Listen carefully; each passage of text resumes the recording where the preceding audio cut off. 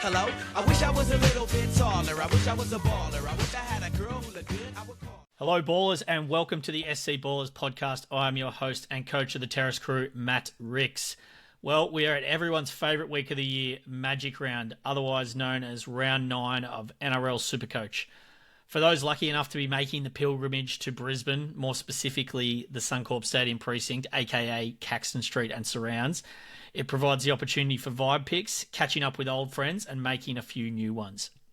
Round 8 was meant to be the sleepy precursor to Magic Round, but instead, it dished up one of the highest SuperCoach scoring rounds of the season, and actually of all time, with some monster scores across the round, including tons from popular fullbacks James Tedesco and Scotty Drinkwater. Finally, how can we start the pod without mentioning Sandon Smith? 129 of the absolute best SuperCoach points you will ever see, leaving his owners and non-owners about as far away from each other on a SuperCoach spectrum as you can possibly get. Joining me tonight, it's third place overall finisher from 2014, coach of the Casa Bonitas, Danny Boy Ricks. Danny Boy, welcome to the SC Ballers podcast. Yeah, g'day, Matty. Excited for Magic Round. Can't quite make it over from London this year, but I bet you're looking forward to it. Yeah, I'm making my debut up at Magic Round, so can't wait. Heading up there Friday. We'll get into a bit more detail on that in a little bit, but yeah, absolutely pumped to get up there for my first taste of it. How'd you go on the weekend? Is that it? Oh, yeah, I didn't really want to talk about how I went on the weekend. Sitting Sandon Smith playing Tom Starling, that was just hard to watch because that was the first game or the second game of the week, or early, and then I knew Starling wasn't going 100, even close to 130. So I think I worked out from the sit to starts and captain's choices, I lost about 150 points on the weekend. So I had a 12-20, very, very bad. Went back. It's been a bit of a yo-yo year, so I'm down to 2.5K. From the top 1,000, so hopefully a big bounce back this week. Is that a bit of merch I see on you there, Matty? It is. It's this is the first piece of baller merch we've released. Baller alert, and as we can see here, young GI down the bottom. So obviously a big homage to young Garamat Shibasaki, Tubes' boy. And we're actually going to have a little bit of this merch floating around, but I'll tease that and we'll get to that in a little bit. Dan, I was just going to say it was actually a real kick in the dick for you as well. Starling losing that try assist as well. That was like the final nail in the Starling Sandon Smith coffin. Yeah. It was a very tough watch this week, and also not owning any Cowboys. I think I switched off in that second half. That was a very tough watch. I think the lesson this year is it's nearly you've got to jump on with nearly be really short-sighted and go, they've got a massive game here. You've got to load up, or for one or two games. I am very much about playing the long game. Looked at looking at round 12 a little bit too early, trying to stack for that, and it's probably cost me a fair few points. Yeah, Drinky was certainly on the radar for a few last week, including myself. Also joining us tonight, our first ever guest from outside the SC Ballers Inner Sanctum. But I'm very, very pleased to welcome his highly active community member and one of the best SuperCoach players out there. It's coach of Rugby League Realm, mate. Welcome to the SC Ballers podcast. Thank you for having me. It's quite the honour, the rap you've given me there. So no, good to be here. Yeah. Let's kick off, mate, with how your team's travelling so far this season. Look, it's been hot and cold, with probably a little bit more cold than I'd like. I'm currently sitting around 3.8K, which, considering after last round I was at 11K, I'm pretty happy with that spot for now. Ideally, this is the point where you want to be pushing into that top 1K area if you have any chance at fighting for any head-to-head leagues or overall cashies you might be in, or just even wanting to finish in the top 1K. This buy period coming up is going to be massive. But I think the biggest letdown for me so far has been my sit first starts or captaincies. I worked out last week in a video I did alongside my content partner, Myth, that 4 out of 4 of my last 50-50 decisions I'd got wrong, and it cost me almost 350 points or something like that, which would have got me up to almost the 1K mark already. So it's just been on the wrong side of the coin toss. Exactly, mate. And that's there's we can play this game to the best of our ability every week, but there is always going to be those coin tosses that you need to nail, and it's not about being right or wrong. It's just genuinely about being lucky on those ones. Yeah, absolutely. And, it can only happen so many times. But last week I got about a 1490. So that was a bit redeeming, got me back up into the pointy end. So, no, I'm happy. You just need to keep that momentum going. Very good. And you mentioned your partner Myth, and you guys have a subscription this year, and I can actually say that I'm a very proud subscriber of the Realm and Myth content. Where can the listeners and viewers find you guys, mate? Yeah, so we work alongside the SuperCoach Hub Discord server. So within the Discord server, we have our own private section. We post videos, articles, our own private chat that we're very active in, and it's a really good community we've got in there, as I'm sure you could say so yourself. Yeah, it's really good, and working alongside Myth is really handy. He's probably debatably the best SuperCoach player out there. He's played for 14 years, finished top 500 in 7 of them, multiple top 100 finishes, top 50 finishes. So it's really handy having him there. Yep, I can absolutely attest to that. The advice in there, and as a very active SuperCoach player myself, you never know it all, and I always hunt in there for a bit of advice when I've got key decisions. So absolutely love, like you said, the community. I think more broadly, like the SuperCoach community just keeps going from strength to strength. It's really sort of that non-competitive vibe. Everyone's just out there to make the game bigger and better, and that's certainly what we're trying to power here at the SC Ballers as well. Yeah, absolutely. And that's what we're trying to do. And you see with the SuperCoach Hub, that's kind of their ultimate goal, is to get everyone collaborating with each other and basically just making it one big community.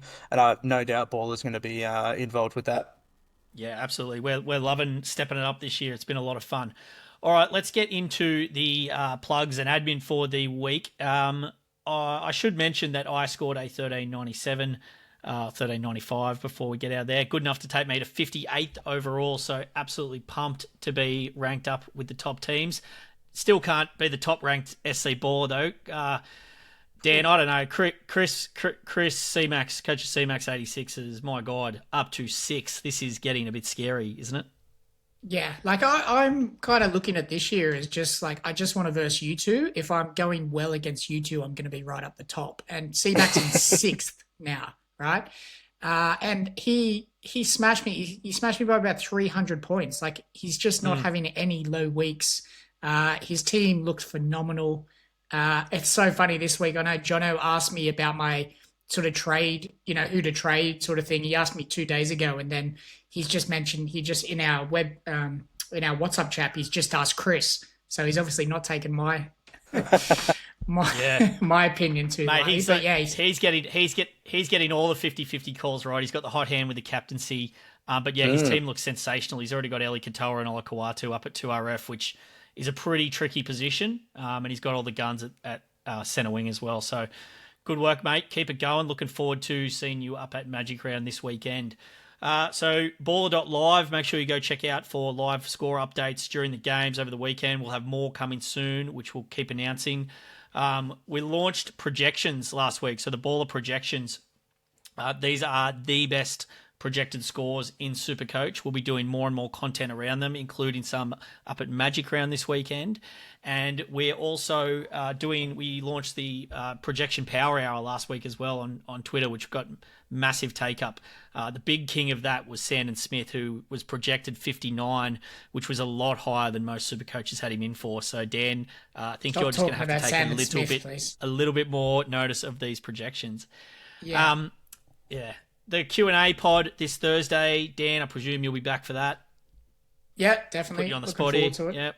No, I like it. Please get your questions in on social media. You can find us on Facebook, Instagram, X, and YouTube, as well as TikTok. We are continuing to blow up on TikTok. We've just gone past the 500 followers mark, and going bananas there. Tubes with the real star of the show, as per usual. Finally, league update. So 730-444 for the SC Ballers League. We've just nudged up to 1,700 in that league. Probably going to keep that open up until the buys. So please get involved there. $5,000 worth of prizes, $3,000 for first, and I can't remember what we got for the placings, but top 5 or 6 will be winning some cashola. Anthony, coach of Feb Dogs, has hit the lead in that. He's 5th overall. just one spot ahead of our very own Chris, who is 6th. And a special shout out to Jake, who I think might even be new in the league, but he's the coach of Flatty Hunters FC. He is 12th overall. All guys had big scores on the weekend.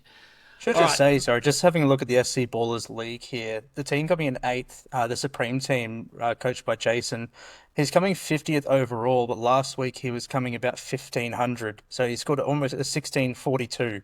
So I think that deserves a shout out in itself. Absolutely. There's some of these scores on the weekend. Like, if you nailed all those sit starts, like you mentioned, Realm, and you got the captain right on Teddy or Drinky, it's a bit like this every week at the moment. Like, there are some really consistent players who, like, I feel like I'm having bad weeks, but because you've got the sort of the Watsons or the Tinos and the Carraz and Herbie and all these guys, like, teams are getting really strong really quick this year, I'm finding, and it's going to be hard to make up that ground. Also, I was unbelievably close to getting a 1,600 last week. There was one pod that I really, really liked, and I got talked out of it by basically everyone that I talked to in the week leading up to it, and that was Tom Dearden.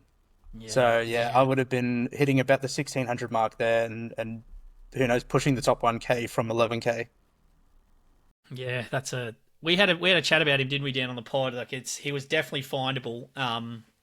And that Cowboys draw for Origin players isn't too bad either. And he's not going to be a heavily involved player. He'll be 18th man or maybe a bench spot. Yeah, I would assume 18th man, which means he misses the major buy rounds, which for the Cowboys I don't think is too awful because he misses the first one regardless. 12 anyway. But then he plays all the mini ones regardless. Correct. Which is going to be that'll lead into our ball blueprint chat in a minute, but we'll save that for then.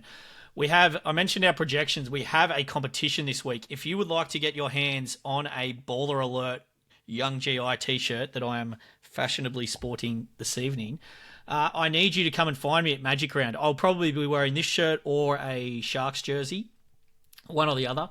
But come and find me at Magic Round. We'll be on Caxton Street Friday and Saturday. I'll be carrying around in tow a couple of these Young GI shirts.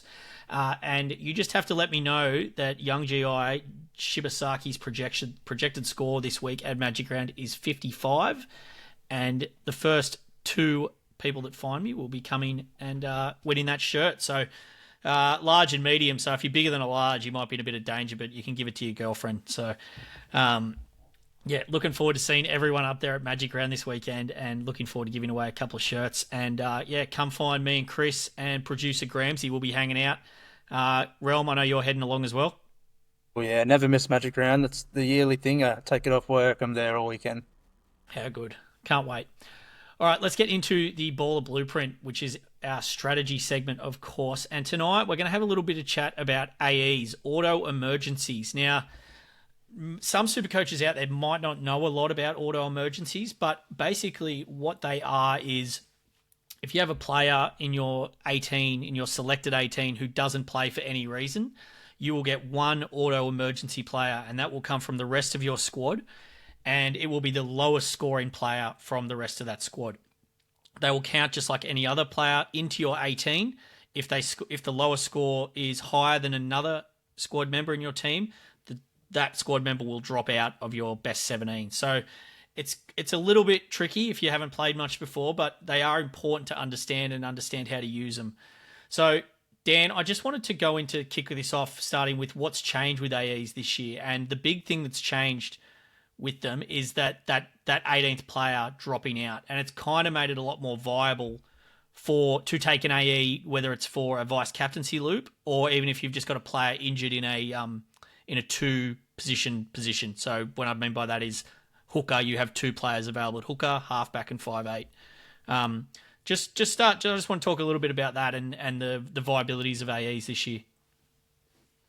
Yeah, so initially at the start of the season, we did a bit of a sort of a stat deep dive on last year. And personally for my team, I looked at when I did loop, what happened with the AE coming in and was it larger score than my lowest scoring player on the field? And a lot of the times it was. So the worry of having too many AEs is they're going to have too many low scores. Only having one AE come in for, say, a captain loop at the moment that can drop out, I guess. And then the flex just makes it so much more useful this year for that. So whereas before you were gonna, get a sub 20 score, and then there's always a HIA or an injury or something like that, and then that's the risk of a sub 20 score. So as you said, like there's not much more to say on that. It's much better with the flex this year, but you still don't want too many. I think as soon as, say, one of your cheapies on the bench has maxed out in cash, there's no reason to keep them there, even if it's a low score. And then you still don't want that AE being sort of that lowish score. This year, I don't know, Realm, you've probably noticed, like a lot of the AEs aren't that bad. There's so much cash coming through, and most of them are getting 30s and 40s. Yeah, like we've been quite lucky, it seems, that the guys that are going to the bench, like a Dylan Egan type or something like that, they're still pumping out 40, 50 minutes and getting a respectable score. Who knows when that turning point's going to be? But I do just want to, I know there's going to be another reference to Myth and myself, but this was something we talked about a lot in the preseason as well. And Myth went back through his team last season and worked out kind of roughly what it would have been like having the 18th player drop out and the AEs that would have come in hypothetically and things like that. And 8 out of 27 rounds, the lowest score in his side was a player that got injured early. So again, hugely relevant. If we're getting AEs that are dropping 20s and 30s, they're not going to be dropping out if someone's getting injured, which we are seeing a lot as well this season. The big takeaways that we found was to definitely tread with caution around the idea of sacrificing places, thinking that if an 18th man drops out, that it doesn't matter because that's the lowest score gone anyway. But with the amount of injuries and the amount of low scores we're seeing this season, it is just a bizarre season all in all. Like teams are winning when they're not supposed to. Players are scoring in matchups when they definitely shouldn't be. Just absolutely crazy things. So I think preparing for the worst is probably the best way to attack that. Yeah, certainly AEs as a general rule, you don't want to have to take an AE. Obviously, the vice captaincy loop is generally the most common time that you will take an AE, and I have done that. I think that's actually really opened up the vice captaincy loop this year, more so than usual with that low score dropping out. And as Dan said, we sort of have a little bit higher floor for AEs this week. It'll be interesting once Lincoln King-Togia comes in and he becomes a bit of an AE issue. But I wanted to just speak specifically to the situation that some super coaches might face next week, where they might have two Roosters at hooker, Connor Watson and Sandon Smith. And Realm, that's really a scenario where you might go, rather than have to make a trade at hooker, I might just take an AE this week and try and get through. And then, if I want to sell Connor Watson later, or he doesn't get picked for Origin, seems very unlikely, but that you might get a situation like that where you go, okay, just for 1 week because I don't want to make the trade, and that's probably going to happen later in the season as well when people are lower on trades.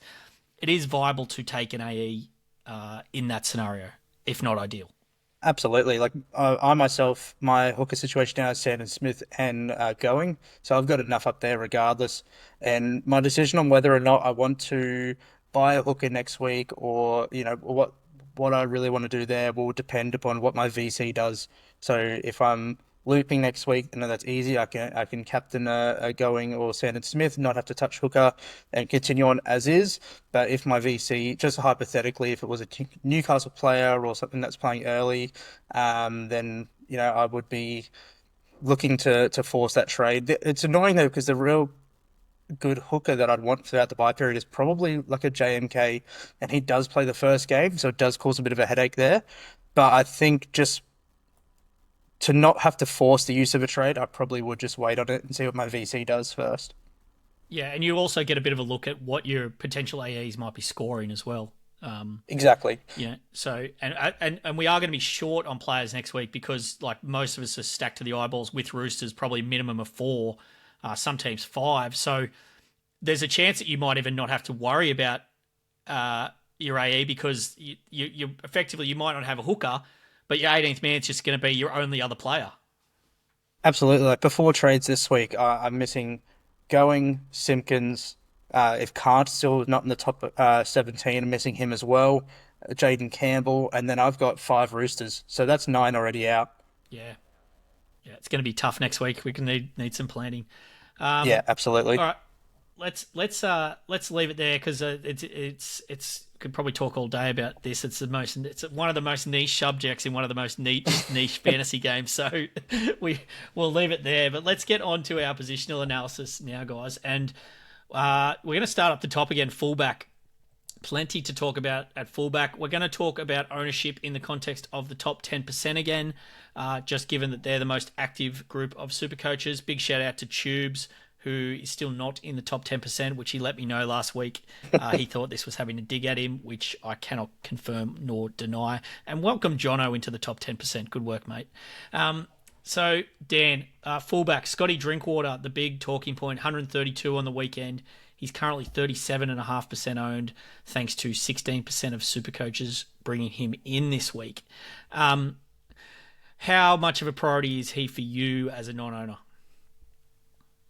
I feel like I've missed the boat. I feel like that was the week to bring him in was last week. I went chips in on King Gutho having a bounce back, which he didn't. Again, he's got a high break even this week.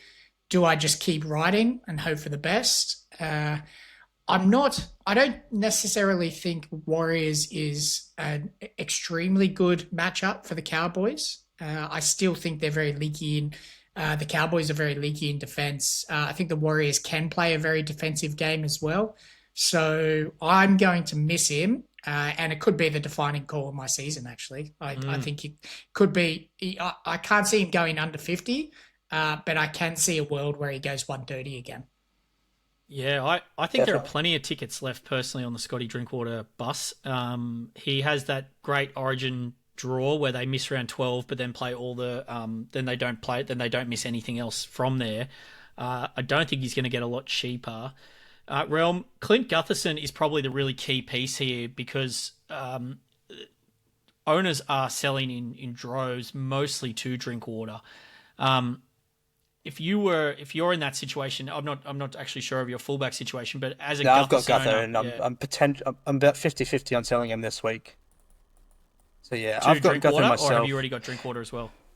Look, I don't have Drinky, and he's one that I talked up a lot last week, and I really liked him. And to all my mates and stuff, or subs who had messaged me and asked what to do or who to bring at fullback, I suggested Drinkwater. Said he's my favorite captaincy option for the week as well. So I'm happy to get that call right, even if I'm not the one owning him and captaining him. But do I think he's too far gone? No. He's very gettable, and the next 3 games, he's got Suncorp, then Townsville, then the bye. I think the reason why he's not an absolute must now is that the round 12 bye. If I can get someone at the moment for me, because I'm playing a little bit of a catch up here, sitting around the 4K mark, I'm really aiming for these bye periods, and that's where I'm really going to attack it. So for me, if I can pair hypothetically a different fullback or a centre wing, if I can go a Herbie or a Carraz or a Fletcher Sharpe who's playing that 12 game and get that leg up in that matchup, and then still be able to get Drinkwater from round 13 or round 15 onwards, I think that's more than play on. I think he's this week or then round 13. And there are so many centre wing fullback options that you can absolutely stack for round 12. With the likes of Fletcher Sharpe that has that dual to go to the fullback and have him there. So, yeah, I think if you're going to get on the Drinky train, it's got to be this week, or you've got to probably wait it out until round 13. Are you going to hold Gutho, Dan? And same question to you, Realm, following that? I'm going to hold him this week, and he's probably out next week or the week after, depending on how he goes this week. But like I said before, I'm 50-50. The matchup on the Tigers looks a bit better this week than it did the first 6 weeks of the season. And the new half, I don't know how that's going to gel, but I'm sure he'll be used better.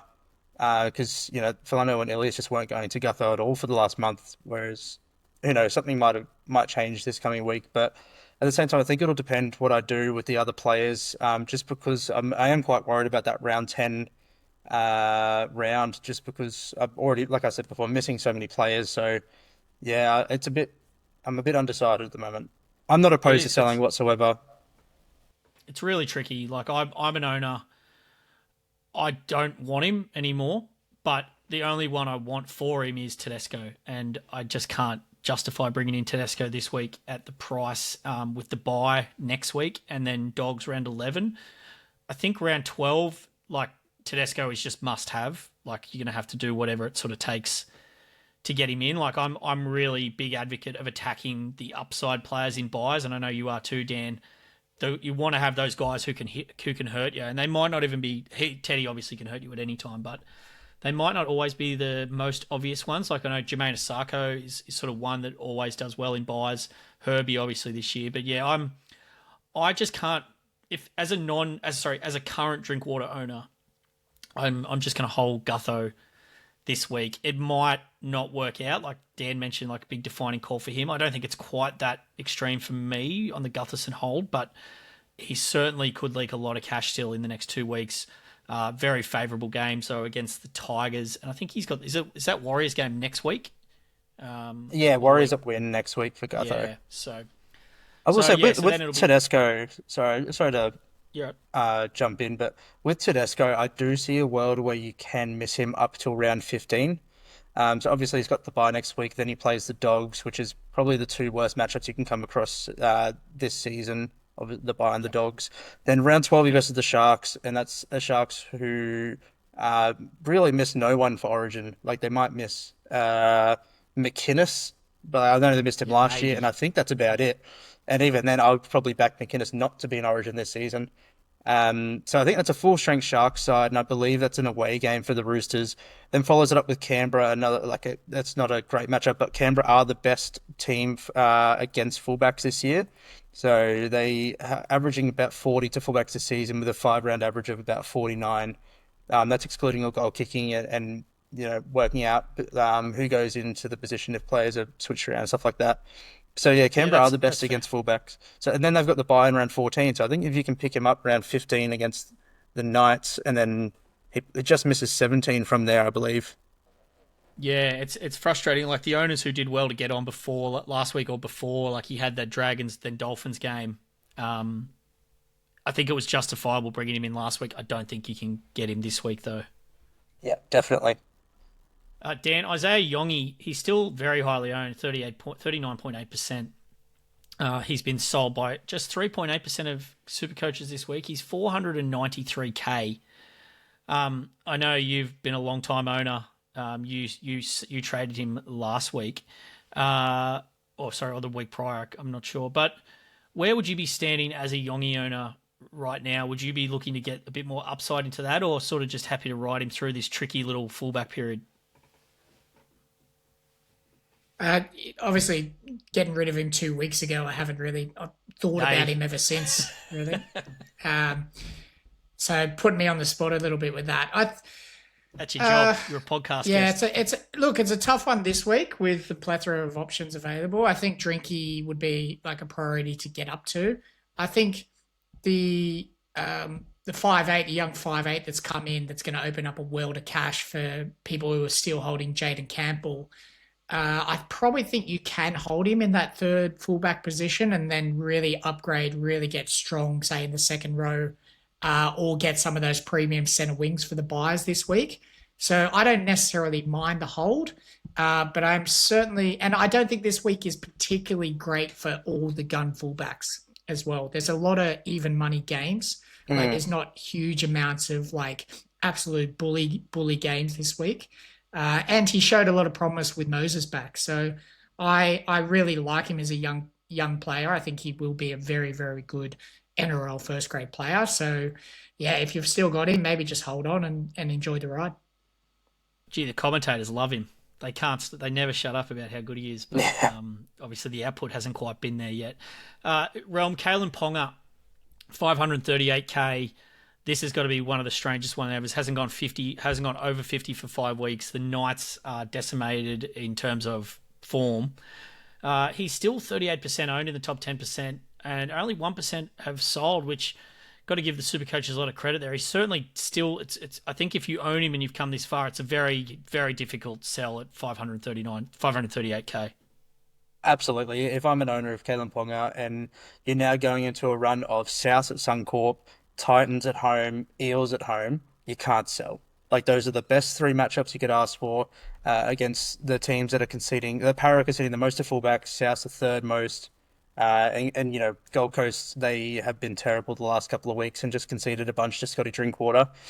This is the perfect time for Ponga to turn around, especially leading up to Origin. You know, there's all this talk about whether Hammer should go to fullback rather than Ponga because he's out of form. So you'd think he'd want to get a bit of a kick up the arse here. So yeah, I see him as more of a buy than a sell, definitely. And it's one that I haven't completely ruled out, but it's probably more on the unlikely side. But yeah, for people going for Ponga, it's a big balls play. Yeah, it's you know, with the types of Dylan Lucas back as well, they've got some forward troops back too, could just lift the platform a little bit. Dan, you must be happy to hear someone else's voice telling you to hold Kalyn Ponga this week rather than mine for the last month. Yeah, I think you sold him in round 4, was it? Round 4 buy? And I think round 3 or round 4. I did the same thing as well. When he had the buy, I sold too. I think you'd be probably ranked around where I am if you did there, Matty. I have to hold hope in. I have to hold hope in Knights. The real big thing for me, as Realm alluded to, is the forward pack is much strengthened this week. Jacob Saifidi back, Adam Elliott on the bench. I think they've got a lot more that they're just going to have some consistent roll through. They can't. I mean, we keep saying they can't go any worse. The attack, the makeup of the attack, how it's all working with Sharpe. It doesn't excite me in the sense that it's just not looking cohesive there.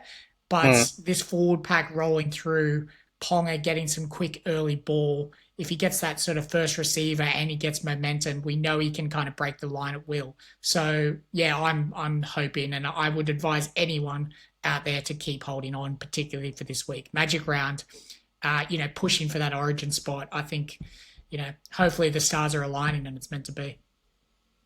Yeah, I'm a big like even when they beat the Dolphins in round 2, I think it was, they really pumped them and they looked really good. Since then, Finns have gone on a great run and have sort of been one of the better performed teams in the NRL. I think it has to be something with the coach. Their attack has just been impotent. Ponga, I think it's even hard to say he's looked disinterested because I don't think that's the case either. Like Jono mentioned on the Sunday pod, that his touches are actually up this year. So his involvement is there. It's not as if he's hanging around doing nothing. Let's just transition onto another Knights player in the similar context, Fletcher Sharpe, who's actually had a ton of touches and looks very dangerous. He's quick. He's obviously a fullback by trade, played all his juniors at fullback. He's available at centre wing, 587k, just under 8% owned in the top 10% realm. I know he's someone that you're really keen to get into your side quickly for this great run that the Knights have got coming up. Yeah, absolutely. And I think just like I mentioned before, that the next 3 games for them are huge. Suncorp, and then Newcastle as the locations, which are great grounds for those 3 games for them. And then the matchups as well against easier opposition than what they might have been coming up against. But I think the biggest appeal for me is why potentially you could go him over a Ponga type, even though Ponga's ceiling is so much more, is that buy run and, what Sharpe could be doing positionally during that buy run. So obviously the Knights don't have a buy now until round 18. And round 12, they play Penrith, who could be missing, Cleary, Martin, Edwards, Toto, the whole lot. Round 15, they're playing against the Roosters, who could be missing a few as well, like Lenu, Angus Crichton, those type of guys. And Sharpe could be playing fullback during that time. So I think having him there, and as well as with him in the flex, you're still able to VC and see. So for my side, I'd have Teddy and Pappy. I'm still able to VC and see those two, while still having the flexibility with Dylan Lucas up in 2RF and Fletcher Sharpe down there with his centre wing duel, being able to move around people when needs be. Yeah, even though it will most likely be in the flex, that does give you a lot of options. Fletcher Sharpe, I've currently owned him in centre wing and have for the last couple of weeks, 3 weeks actually, and yeah, so I've got about a 60 low 60s average out of him. So I'm pretty happy with that because they've obviously got no attack. He's a bit of just a sneaky base plus power monster. Yeah, he's averaging about 50, isn't he? Yeah, in base power. Once the Knights do click into gear, and it is going to come, they can't average 6 points per game for the rest of the season. I think Sharpe is a a big chance to be beneficiary of that. And we even saw a couple of weeks ago he had a try disallowed, which was a line break tackle bust try against the Sharks, and he would have pumped up for way more. So, Dan, what I want to know though, and I'm sure the listeners do as well, like a pod like Fletcher Sharpe, how would you prioritise him with that run against the more premium options like a Herbie Farnworth 720k and Jacob Kiraz 681k? Fletcher Sharpe is the best buy this week out of all of them, even if you're not looking at price. I think Fletcher Sharpe is the one to go. Like just the 3-round run is phenomenal. Fullback round 12. He is the best. As Realm said, I think I would definitely pick him up over Ponga this week, just because of that value you're going to get out of him. I am very keen to get him. I'm in my position, and probably a lot of people, I'm already stacked with Knights. So Marju, Dylan Lucas, Kalyn Ponga. My plan is to substitute Kalyn Ponga out for Sharpe or Gutho for Sharpe next week. So I want a piece of him as quick as I can. If you're not fully stacked with Knights, I would say bring him in as the number 1 centre wing pick this week. Yeah, and just on the back of that, sorry, the left halves, South's currently conceding the second most to left halves this season. That's with a average of almost 70, and that's excluding goal kicking as well, and a 5-round average of almost 72. Yeah, wow. Herbie and Jacob, Herbie and Kiraz, I should say, call them by their proper Supercoach names. Like we've spoken about ad nauseum for the last month, Realm. They're both still great buys. Like Kiraz has got the matchup this week, 680k. Price is right. I think I'd still be prioritising him into my team. Looks like he's probably going to miss Origin as well. I personally would be going Herbie. I just think, it's they could be exactly the same face value wise. They both have incredible base power, both averaging almost 60 base power. Kiraz was on 2 points at halftime last week, getting demolished and finished the game mid-50s, which is ridiculous. But yeah, I personally think I'd be backing Herbie. I think there's a chance he'd be going fullback during the Origin period as well. And the shape they run for him over the last couple of weeks, I think Wolf has just kind of told him to calm down, stay out on the edge, and run the shape for him rather than him having to go through the middle and looking for the ball and just being everywhere. And it's been unbelievable. He's playing the sweep out on the left-hand side. It's going Nicarima or Katoa to Hammer to Herbie, and then Herbie can decide what to do with it. And it's just so good to watch, and it's been terrifying as a non-owner. So I think if I'm choosing between the two of them, I'm personally leaving Herbie, just because Kiraz is getting no ball in that right wing as well. Like, he is having to go search for it, which he does, and there's no lack of effort there.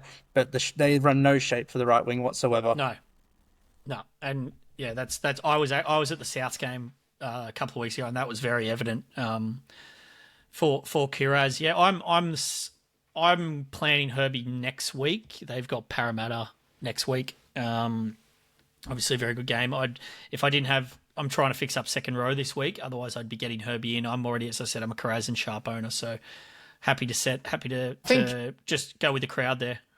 I think you need all three, don't you? So at some stage, like it's going to be probably round 12, you need all three. They're all high ceiling guys. I think for this week, Kiraz is probably a better option than Herbie just because you've got the Titans. I can say that because I've got Herbie already. And as you said, Relma, he could have punched out 100 on the weekend if Hammer just passed him the ball to draw the fullback when he scored. So they're all great buys. I can't, it is a little bit of a pick 'em, a bit like a sit start. But I think most people should be planning to get all three of those guys for the first round 12 buy. On the other end of the spectrum, one of the more popular trades this week is Tom Jenkins to Robert Derby, I think they call him.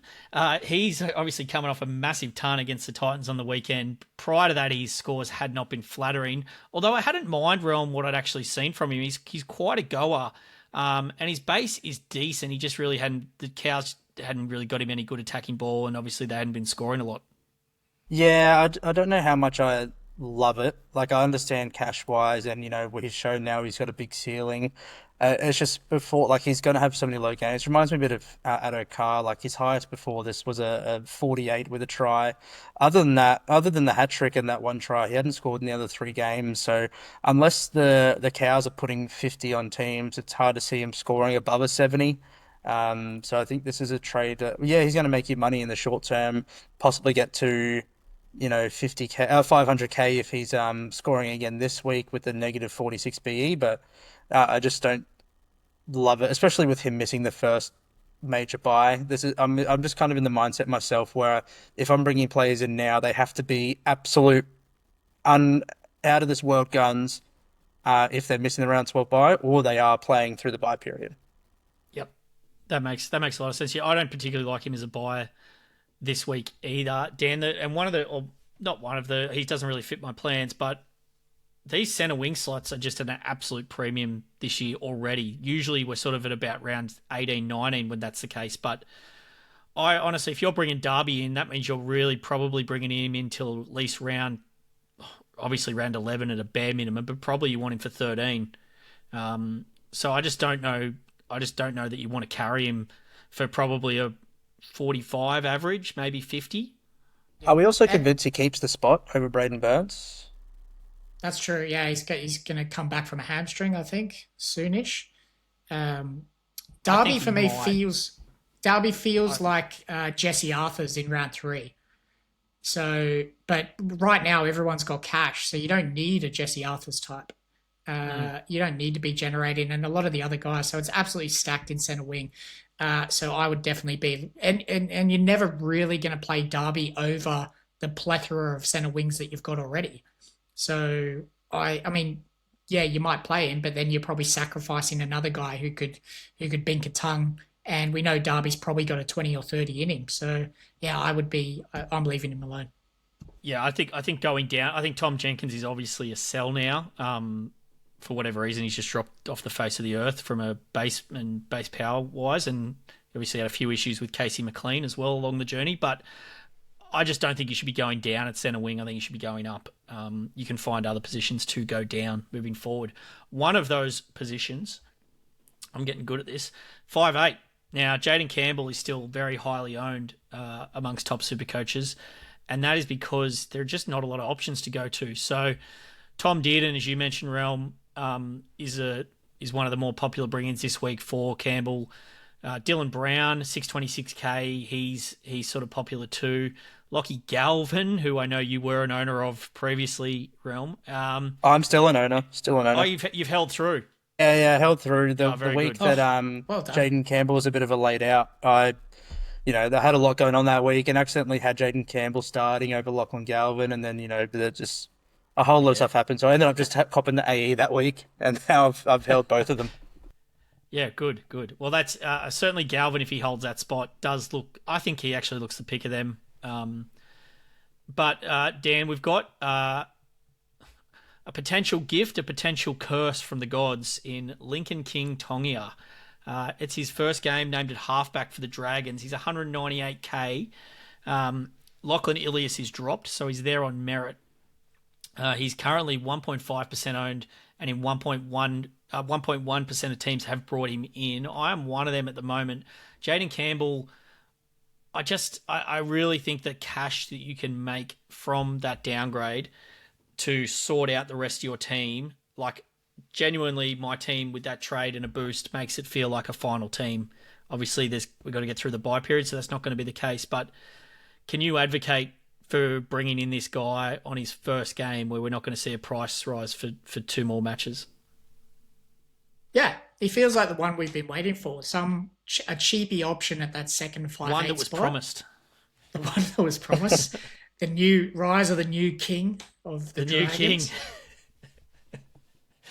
I am very, very happy to bring him in this week. The amount of balance in your team, the amount of strength in your second row, centre wing, fullback. We already are all strong at front row, but this just really gets you strong across the board.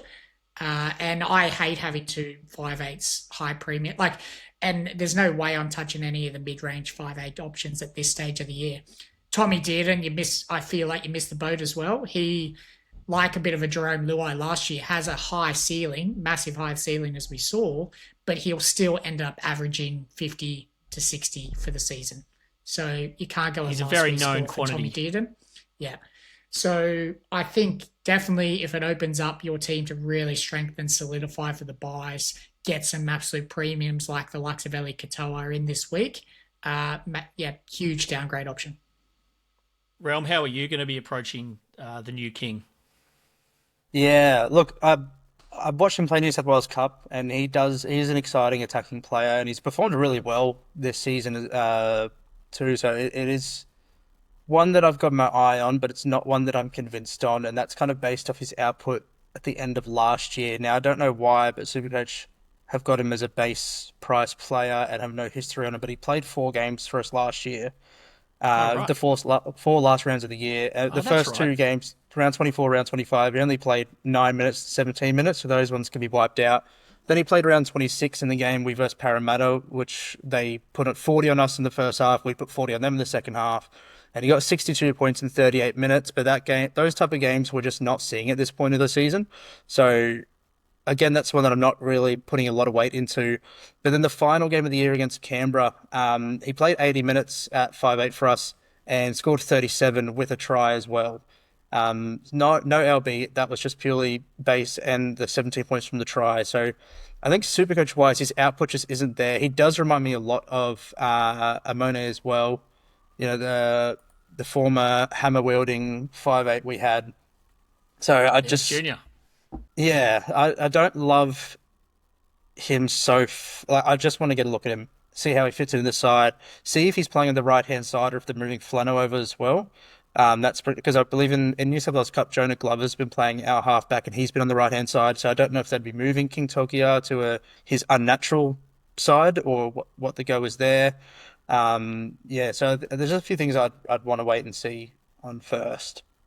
Yeah, I agree with that from a traditional. I would generally be very hard against bringing in a player like this, but I'm sort of the view that what the trade-off that I can get here by getting Campbell out of my team and freeing up that money to be able to bring in, for instance, like for me, it would be a case of if I wanted to use my last booster to be bringing Eliesa Katoa and Dylan Lucas along with King-Togia. I just feel like you get so much from that. And the worst case scenario is you never really have to play this guy until probably round 12. What did Dragons play, 12 or 13?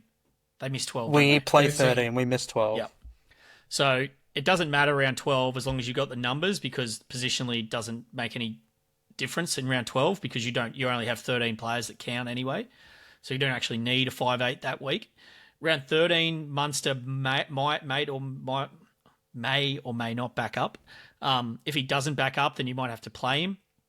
I just think you won't have to play him until then. So I'm kind of willing to take a punt. If it doesn't work out, the bad scenarios here are he gets dropped after 1 or 2 games, obviously, and then you're stuck with that 198K. Dan, that's probably just a case of you swallow it. You've hopefully got some good times out the other side of that trade with, Katoa or Lucas or Carraz or Herbie, whoever it might be. I feel like that downside is capped because of that. And best case, he holds his spot through and he averages 50 and he's off to the races as a cash cow. Yeah, I think logistically as well, if he gets off to a flyer, his bubble is going to be round 11. And I think if you're not getting him this week and you're nearly going to have to hold Campbell till round 11, and then Campbell's nearly going to come back because otherwise you're trading to, say, Dylan Brown to solidify that spot. And then if the King goes off, then you've got, say, a Munster and a Dill Brown. Maybe you have to swing Dill Brown to the halves or something. But he's definitely, if he goes off, you probably want him. So I'm going to take a flyer on it. And in regards to him getting dropped, we know that Flano's not going to drop his son, so he's only playing for one spot, really. So if he does get dropped, I don't think he goes to the bench. And I don't mind having enough there at the moment. I've only got one nuff in the team. I can deal with 158, maybe even swinging Munster to Brown through the origin period as well. So I just don't want that amount of cash at 5'8". So I'm happy to take a flyer on him. Yep. I'm firmly in that boat. Realm, how are you handling Jaden Campbell? Yeah, this is one that I'm most likely moving on this week. Who to, I'm unsure. I have thought about King-Togia. I have thought about Dylan Brown because he's playing 12 and 13, which is huge. Obviously, we know his pedigree when it comes to SuperCoach. He's been a 75 average guy for a couple of years, and now Moses is back. I do like that. That opens up Dillbag's game a little bit more, but yeah, it's just it doesn't feel like I'm getting a gun for a gun. So if I feel like I'm only going to sell Jaden Campbell this week. If I'm using that, 80 to 100k to upgrade elsewhere. Yes. And that can coincide with going Gutherson out. If I'm going Gutherson down to a Sharpe, like I talked about before, and Campbell down to a Dylan Brown, I can go a Thomas Cant or Hubner up to a Herbie or someone like that. So that would give me the cash to do that. Yeah, so I think that's the only reason I do that. Yep, yeah. Just on King-Togia, with thanks to Rugby League Fantasy Pros, from 14 games in the last sort of end of 23 to the start of 25, I've got only up to round 2 at the moment. The data has not refreshed, but he's averaged 64 points in reserve grade in 80-minute games, and that's 23 in base and 30 in base plus power. So he doesn't goal kick, does he? He doesn't goal kick, no. Yes. He scored in those 14 games. He scored in 5 individual games. So yeah, he can this find the year stripe, he's been which is good. Really and I've solid. Heard he's been playing really well. Yeah. Yeah, and he's had like 3 tries, 9 tries assists. He doesn't mind an offload, a forced dropout, tackling at 95%. So yeah, he's been very solid in NSFL's Cup side. All right, guys, we're going to give halfback the flick this week, just because I don't think anyone really is trading in halfback. There's not that much. Cleary is obviously on the horizon with the round 11 bye before round 12 with Origin, so there'll be some decisions around Cleary in the next couple of weeks. But we're going to give it the miss for this week and move straight to second row forward, where there is certainly a lot of trading going on, and I'm going to start at one place and one place only, and that is Dylan Lucas, who came back from a hamstring on the weekend with a score in the 60s. I'm just going to check exactly what that was. 60. I don't have it in front of me. I think 63 with a line break assist, I believe. The rest so was a very all promising EP. return. He played 77 minutes. He's currently 37.6% owned, which is it's higher than I thought. He's 10% brought in this week. So super coaches are onto it. He's very pleasing to the eye. He obviously started his first 2 games with an 83 average before doing that hamstring. I think we're all pretty aligned here that he's a very priority trade in this week. Realm, we'll start with you. Oh, absolutely. Yeah, he'd be right up there. And he's really the same level as the Herbie Carraz types that we mentioned, unless you're putting him up into RF, where he's very much in the case of a Eliesa Katoa or Kawatu level. So he's a gun regardless, and that flexibility just adds so much onto it as well. With the flex, if you're not running 3-gun fullbacks or anything like that, it does help out a lot. Yeah, I was lucky enough to get him in last week. I did have the option to go him, Herbie, or Carraz, and then I'm going Lucas just because he was at his lowest price that he probably will be this season. So I figured I'll get him at the cheapest. Herbie and Carraz won't fluctuate too much, so I'll take the punt now. Yep. I'm firmly looking at bringing him in this week. I was an owner before he got injured. I let him go last week. Dan, as a physiotherapist, second game back, it's obviously still a bit of a risk, but it's got to be the reward. It outweighs the risk here. He's got to break even at 47, and he's obviously got that huge ceiling still.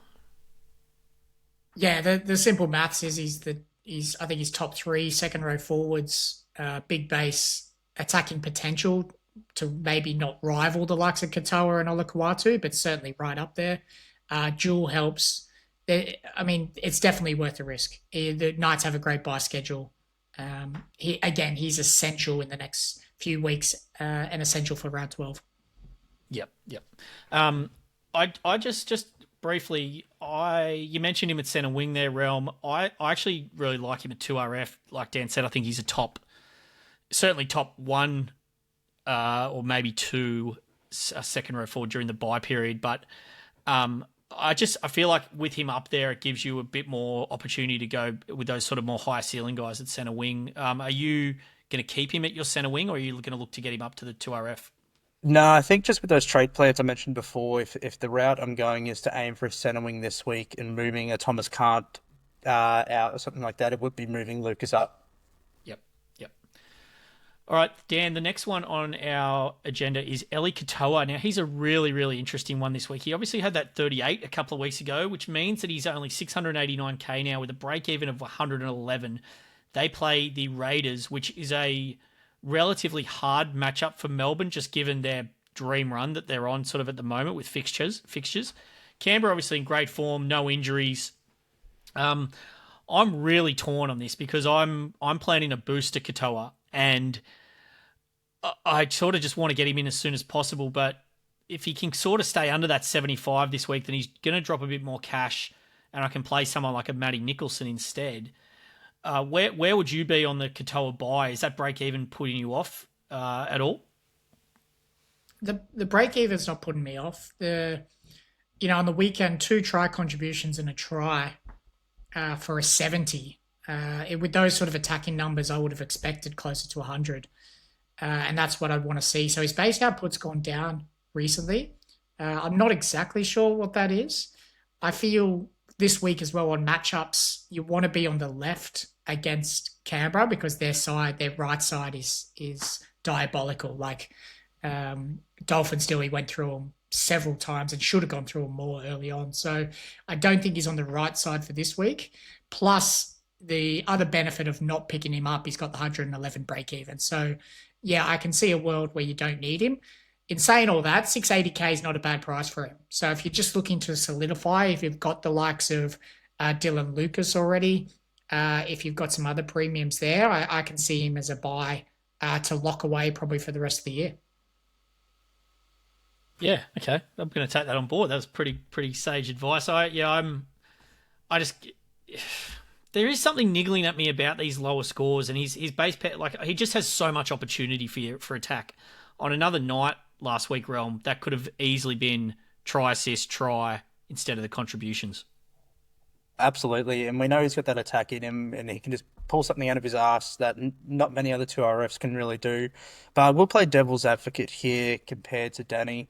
Well, I am an Eliesa Katoa owner, I'll preface it by saying that, but there is an argument that you can just wait till round 13 for him when he's up against the Gold Coast and the Cowboys. We know he and Jerome Hughes aren't being selected for Origin, so that kind of edge combination chemistry is going to be solid throughout, but I don't know. I've been watching him pretty closely as an owner, and it looks like he's playing injured, or there's something going on. Like he's not, he's not going through and busting a ton of tackle and offloading every chance he gets. Like the last 3 weeks, he's had 2 tackle busts, and then the last 2 weeks, he's had 3 offloads with only 2 of them effective.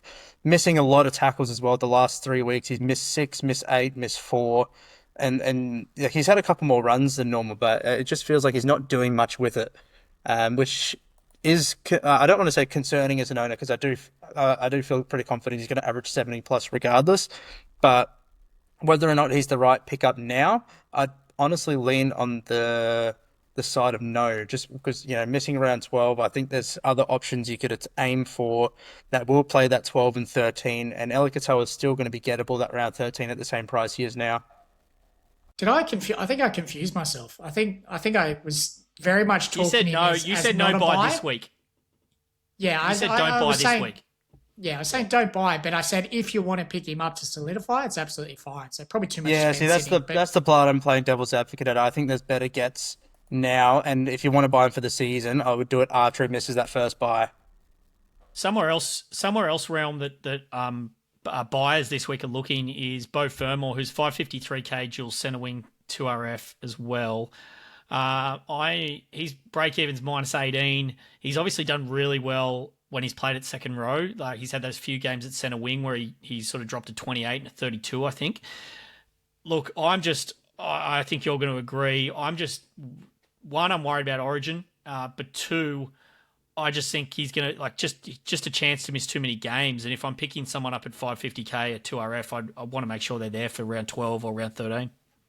Yeah, absolutely. Like I the point I said before about if I'm buying someone that's not playing round 12, they have to be an undeniable gun, putting up big scores week in, week out. And, it's like if you're comparing him to an Eliesa Katoa, you're much more confident in buying Eliesa Katoa now for the season-long hold rather than a Beau Fermor. At this time last week, was anyone looking at Beau Fermor as a potential buy? No, not really, because he'd had one score above 70 so far this season. His games in the centres, he was scoring below 50 and below 40 even. And that's in 80 minutes as well. So, and that's the thing with the Titans. He can be shoved out there at any point. If there's one injury to anywhere in the back line, both of them will go into the centres. Yep. Dan, a couple of cheap guys who are in negative break-evens this week. Kane Bradley, was he named? Actually, sorry, I didn't see that. No, Farlong goes back on the wing. Didn't he He's get been named concussed? on the wing again, I believe. He's been named, I'm pretty sure. Let me just pull it up. That's why my notes are no good. Farlong goes wing. Okay. Bradley's we'll extended. skip Kane Bradley, but Hugo Savala, Dan, been much chat about this guy. He's dual halfback, second row forward, 233k minus 11. He's got a few issues in my mind. One, I just don't like his involvement at all. He got some attack in a high-scoring game on the weekend. And he's also got Sam Walker, who probably comes back round 13, it's looking like at this stage. How much is he really going to make? And look, I can see it as I see people wanting to downgrade. It's just, I don't know. He doesn't really sit quite right for me. You don't need him this time of year. He could turn into an absolute auto emergency nightmare going back to the bench as well when Sammy Walker goes. You'd want to hold him for that round 12, and you might be holding and then he's not even in the side, going through that bye period. So very easy to miss Savala this week. You're really hoping that he somehow pulls out a couple of attacking stats over the next few weeks. I don't see him with a ceiling above 80. No, and he's an AE nightmare in the purest sense. They do have a nice Origin buy, but he's not going to be there because Sam Walker will be back. Realm, Tom Cant, Dylan Egan, and Lockie Hubner, 3 very popular sells this week. Can you, with the teams, obviously Cant's out of the side altogether, Hubner's gone to the bench, and Egan has finally been named in the 11. Can you just give me a selling priority there? Yeah, I think it's tough between Tom Cant and Hubner. I think with Egan starting outright, and we know he's moved to the starting side multiple times now, I think it's pretty safe to say that he's fine as a hold. Obviously, he's assuming he's getting decent minutes. If he's getting what he did last week, then there might be some issues. But compared to the other two, he's definitely the hold out of the 3. Tom Cant, him being out of the side might be a blessing in disguise a little bit. Him being on the bench last week for a 31, that very much hurts his cash growth, obviously, and that means he's pretty much topped out. However, if he's not in the 17, then he's not going to be losing any cash. Whereas a Hubner coming off the bench, if he's playing 30 minutes, 40 minutes, and he could be at the point where he's losing cash with his BE at a 55. So I think if you can afford the 50k difference between a Cant and Hubner, you could possibly go a Hubner out over him. The only reason that I think Cant could be the sell out of the 2 for specific sides is that he's not playing, or at this stage, I would assume he's not playing round 10. If you're missing, like myself, if you're missing so many Roosters and already have a couple of Nafs and have a Jaden Campbell if you're not moving him this week, stuff like that, then there is a case to hold Hubner just as a warm body. Yep.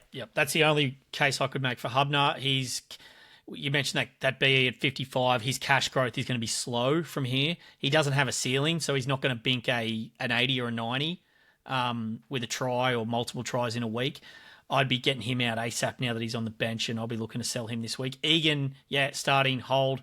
Cant is interesting just because I think that I'm going to try and hold Cant if I can, only because if he can get back in the side in the next week or two, he's such a gun from a SuperCoach output perspective and with the Knights run, that I'd actually want him. And he's probably going to be a buy if he does manage to get back in that starting team. So I kind of want to delay the inevitable a bit there, but it's hard to put him up as a sell after Dylan Egan. So yeah, I'll be looking at it that way. Front row forward, gents. I want to preface this chat by I want to center it around the duels. So we know that Payne Haas and Terrell May, or highly likely Terrell May, will be in Origin, and unless he's sort of that whatever happened at the Roosters is going to infiltrate Blues camp as well. But not sure Laurie Daly will be able to show his face if he doesn't pick him. They're going to be playing Origin, so good chance they might not back up from Origin in round 13. You're going to need at least one front rower in round 13. And so having that dual guy, and sorry, I should mention Tino in this context as well, because obviously he can be flicked up. So we should get one, but if we might be missing two with restings. There's some really, really prevalent dual guys now who are 2RF and front row forward, and they're not just relevant, they're actually like putting out gun scores. And I speak of Erin Clark, Toby Couchman, obviously a lot own Naff White already, but Xavier Willison, who's a front row forward but will likely get dual in the updates. Dan, I'll start with you. Any of those guys kind of on your buy period radar, I suppose? It's not really the week to be trading, but I mean, Erin Clark, for instance, has a 22 BE this week, priced at a sort of 56, 57 average. How are you feeling about these dual 2RF front row forwards? None of them. I'm not looking at any of them. Like at any point? Pretty simple. Well, right now, no. So you especially for buy planning, like just hold those big boys you got. Like we can make moves around the buy period if we need to, if there's injuries or anything like that. But I wouldn't be bringing in, we saw with Toby Couchman on the weekends, like he can go a sub 40. So you're not playing him. Sometimes you're not going to even be playing him in your 17 with the strength of sides. I would be looking to go up to the likes of an AFB this week. And I'm certainly considering AFB to have that set 3-gun absolute premium rotation in the front row forward. Seems nice now to actually have Corey Horsburgh still in the side. I think he might come in handy round 13. I think he'll back up, particularly being off if he plays Origin round 12. I don't think he's getting huge minutes there, so I think he'll back up. But I'm not looking at any of those mid to mid premium front row forwards, particularly right now. I think AFB might have an injury. He's obviously been named, but yeah, he did come off. Right at the end of the game, he had, I think it was a shoulder injury potentially. So just one to keep an eye on. But a very interesting take. I'm on the same camp as in I'd be getting these guys closer to Origin. We spoke about Couchman last week. They're trades you can make to cover guys who don't back up. Realm, how are you approaching front row as we come into this buy period? I presume you're a Haas May owner and obviously Tino with some flex at 2RF. Yeah. Tino, Horse, Haas, May, the normal four suspects for everyone's front row forward this year. The one that I really, really want for this buy period is Joe Tarpany. His price has just gotten ridiculously high, so it's hard to take him over a AFB who's about 100k cheaper ridiculously. So yeah, I think obviously we know the Kiwi, he's not going to be playing any Origin, and he's always come out around the around 9-10 period, and his points per game goes massive compared to what it is at the start of the season. However, this year it looks like that's just how he started the year. So he's at almost an 80 average. He's about 750k. However, now he's got the B of 104. He comes up against Melbourne, the Bulldogs. So I think if I can aim to get him maybe around 11, after hopefully he's dropped to about 700k from there when he's up against the Titans and the Warriors, only misses around 15 and 19. I think that's the main target for me for that period. However, if I can get AFB alongside that, I definitely will be aiming for it. Yeah, no, that's good advice, boys. I'm pretty comfortable with that. And I think definitely getting that third gun front rower. I actually sold Horse a couple of weeks ago, which I'm not unhappy with. His minutes just haven't been there. And it allowed me to do some other stuff. He's obviously a watch through that period, and I think he'll be sellable as well. Down to hooker, Connor Watson. So he was the most purchased hooker last week. I don't know what everyone was doing. We flagged that he's got Origin, and the Roosters, he's going to play about one game in 6 weeks. The question is that I have for you guys, and Realm, I'll ask you first, is when do you look at selling Connor Watson? So he's got a break even of 70 this week, so I can't see why anyone would bother jumping off this week. He had one down game in a weird game where they smashed the Dragons. He's 34% owned in the top 10%. 5% of teams have traded him out already. Would you be looking at sort of around 10 sell on the buy, or wait till that round 12 just to make sure he gets named in Origin? Yeah, I think. See, that's tough because I would assume he's in Origin. Yeah, I think He's the it's ideal fairly safe 14 to for assume. them. But yeah, he's the ideal 14 for them. Basically, can cover anywhere. Um, so I would probably look at moving on next week. However, if you are in a position where there is a hooker you did have in mind, but they aren't playing till later in the round, and like we talked about before with the VC loop, if you've got, say, Connor Watson and Sandon Smith up there, maybe just wait and see what your VC does. If you can get away with using Connor Watson or Sandon Smith as the loop for round 10, then I'd definitely advocate for that. But if you can't, then I don't see an issue with trading him because you're only going to miss out on his round 11 score. And then, yeah, God knows Which how is many against games the he'll play Dogs after as that. well. Exactly. Yeah, he might score 55, 60, but that's all just tackles, no attack. Yep. Dan, a couple of other guys who are on the chopping block for super coaches this week. Tom Starling, whose break-even snuck up to 81. We spoke about him at the top of the pod. He's useful, though, I think, like in a position that I'm not really comfortable trading in. I'm just going to hold him through. If he loses 50k, loses 50k. It's not the end of the world. And then Max Plath, who was named to play with a mystery after having that foot injury, but this week he's nowhere to be seen in the team sheet. He's 575k, break even of 119. That's like, he's not massively owned, but I'd probably be looking at chipping him out now. I'm not sure. I'd suggest. Do you think Max Plath is any chance for Origin? Probably not now that he's been injured, but I'd they still do have him in love the mix if he's playing if he plays round 10, 11, I'd think he's deservedly in the mix for the 14, 17 role. If I was a Max Plath and Sandon Smith owner, I would be very tempted to get Kalyn going this week as enough. I think Sandon Smith is a play. He's probably hooker number one for most people this week again. So I would nearly hold Max Plath and have him shifting from second row to hooker with Kalyn going in the chance that Plath does come back and play the bye rounds. If not, you could probably then shift Max Plath to Jeremy Marshall-King, who I think is probably the best hooker for the bye period.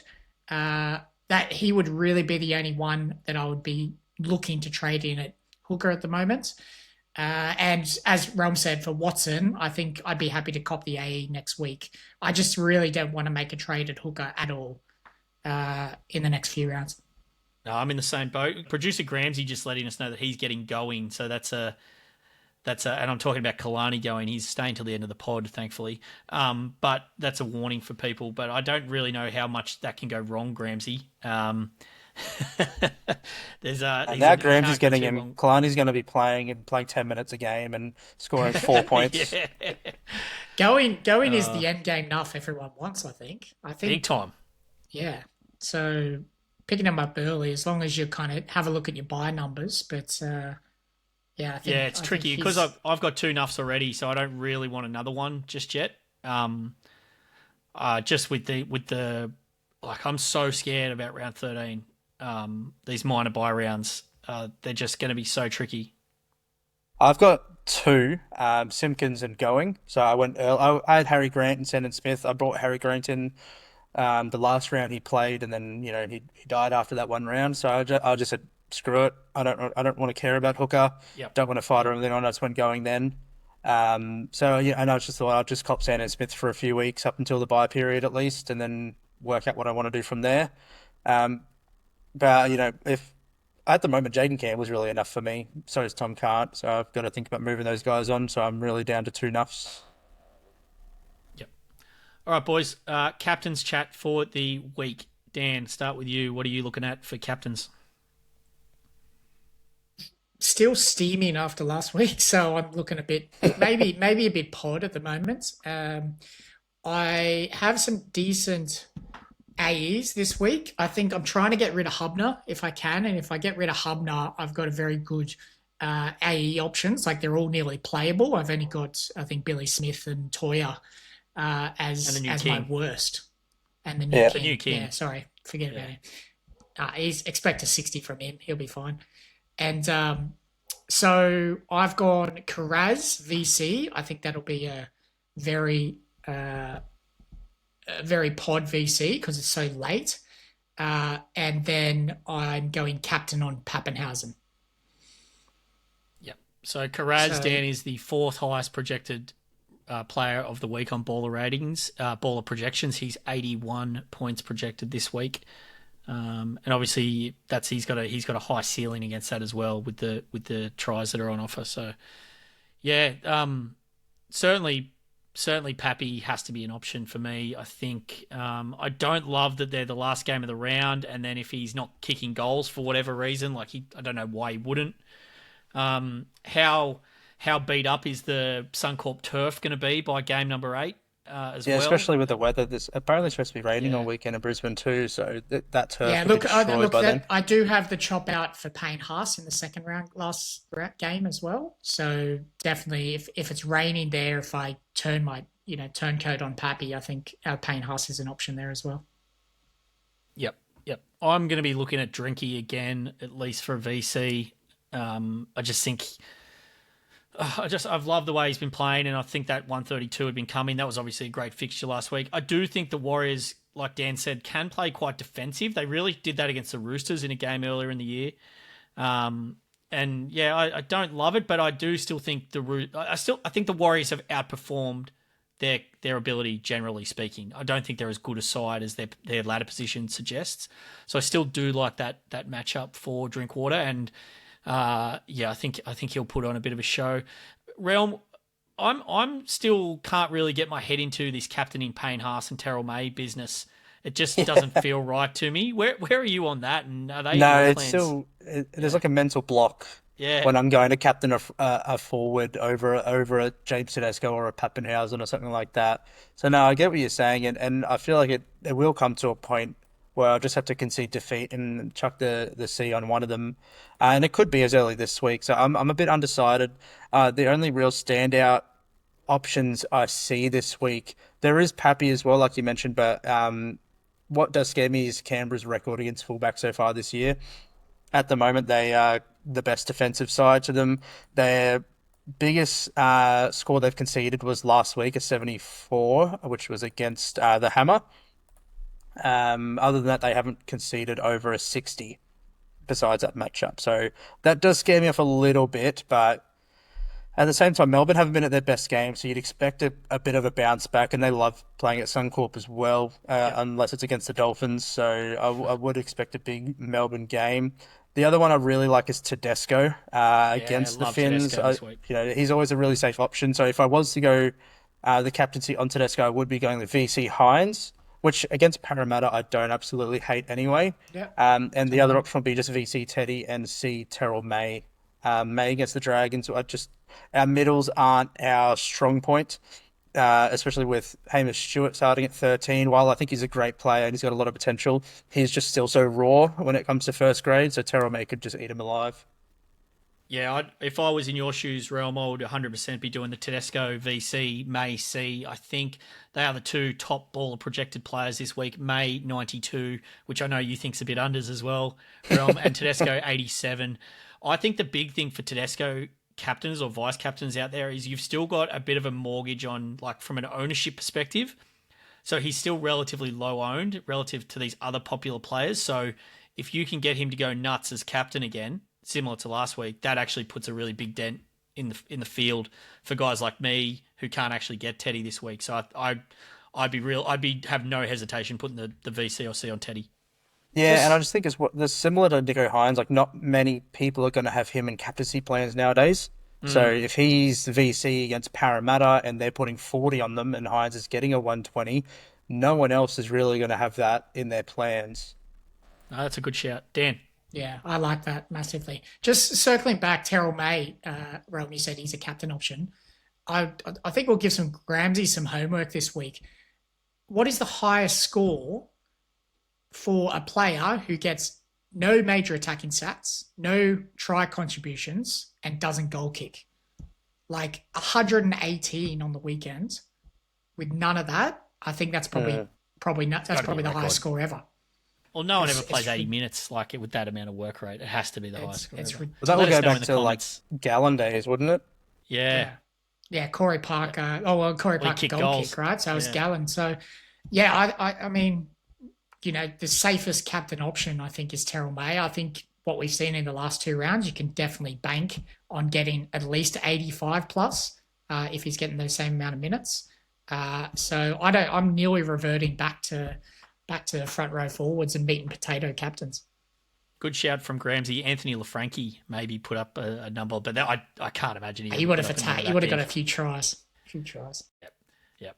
All right, boys. Last segment, pod of the week, and I'm going to start with you, Realm. You're our guest, and where are you heading for your pod of the week? Yeah, I'm going to actually throw two at you just because I was so undecided going in. The original one I wanted, you've actually taken from me, so I'll let you have the field there. But the two I'm throwing out, one's a 2RF, and it's Viliami Kikau. So we've seen him come into a really strong start to the year. Had the injury, but he's still put up decent scores since coming back. Even with them, getting that pretty bad loss last week, he still put up a 68. And this week he comes up against the Titans. He's obviously missing Matty Burton. However, we saw what happened to Jacob Preston when he moved to the left when Bailey Hayward was there. He was still getting a lot of attack, so I can't imagine that changes with Kikau. And the Titans are conceding a lot of points to left second rowers. So that is one that I will be keeping an eye on. I don't know if it's a move I'll make, but it's one that I wouldn't talk people out of for sure. The You've other obviously one, been listening to the Sunday Snap, Realm. Tube bought Kikau a couple of weeks ago and is a big fan. I really love the shape for Kikau as well. Like, they're running him on those sweeps now as well. Like you said, they're very left side dominant. Burton out this week isn't great for that, but it's still that's the shapes they're running, and Kikau's a huge part of that left side attack. So I really like that pod move. Absolutely. And the other one that I have, and this is one that I'm really tempted to go this week that I haven't actually mentioned so far, it's Kale Iro. Well, he's now changed his name to KL. New name, yeah, KL. Yeah. What's going on there? I saw that. That's his, not his birth name, but that's the name that is tribute to his father or something along those lines. So he's asked for it to be officially changed to that on all NRL KL, type stuff. both capitals. Yeah, well, we've seen how good he was at the start of the year. A 65, 111, 85, then a 61 in half a game with 5 tries. Then we saw Hiroti, who realistically is a below average first grader, come into that side and and again get a lot of attack and was averaging mid-70s for that run up until the injury. And now Iro comes back into a game against Parramatta, who concede the second most points to left centres.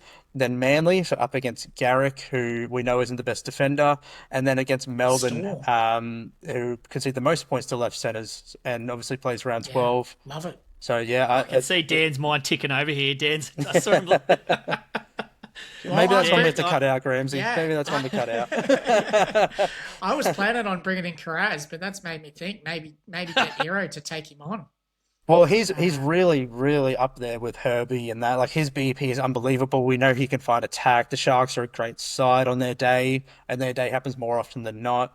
And like we said earlier in the pod as well, their team really stays together during that bye period, unlike other sides that get completely messed around. So that's one I would happily take on the Herbie and Carraz types with. Dan, your pod of the week? Yeah, I might have to join this Discord realm. Bringing some good vibes. Some good vibes. You were in. You booted out. You got booted out. Sorry, not the Discord. Whatever the Patreon. Oh, the Realm and Myth. Yeah, Realm and Myth. Yeah, very good. I'm nearly. I think I'm bringing in AFB or Kikau this week to strengthen up my second row. So definitely a good call on those. Good to affirm my own thinking as well. That's nice.